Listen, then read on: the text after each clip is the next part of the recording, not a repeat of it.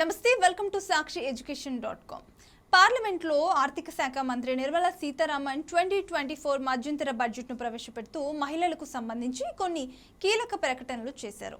Nirmala Sitharaman ప్రసంగంలోని budget ప్రకటనల్లో anganwadi ASHA వర్కర్లందరికీ Ayushman Bharat పథకం కింద ఆరోగ్య బీమా కవరేజీని విస్తరించడం, లక్షపతి దీదీ పథకం లక్ష్యాన్ని పెంచడం వంటివి ఉన్నాయి. ఇక కేంద్ర ప్రభుత్వం ప్రస్తుతం అమలు చేస్తున్న లక్షపతి దీదీ పథకం లక్ష్యాన్ని పెంచనున్నట్లు ఆర్థిక మంత్రి ప్రకటించారు. ఈ పథకం కింద ప్రస్తుతం దేశవ్యాప్తంగా 2 కోట్ల మంది మహిళలు ప్రయోజనం పొందుతుండగా దీన్ని 3 కోట్ల మందికి పెంచాలని లక్ష్యంగా పెట్టుకున్నట్లు పేర్కొన్నారు. ట్రిపుల్ తలాక్ను రద్దు చేయడం, పార్లమెంట్, రాష్ట్ర అసెంబ్లీలో మహిళలకు 1/3 సీట్ల రిజర్వేషన్లు, ప్రధానమంత్రి ఆవాస్ యోజన కింద 70% ఇల్లు మహిళలకు గౌరవాన్ని పెంచాయని మంత్రి పేర్కొన్నారు.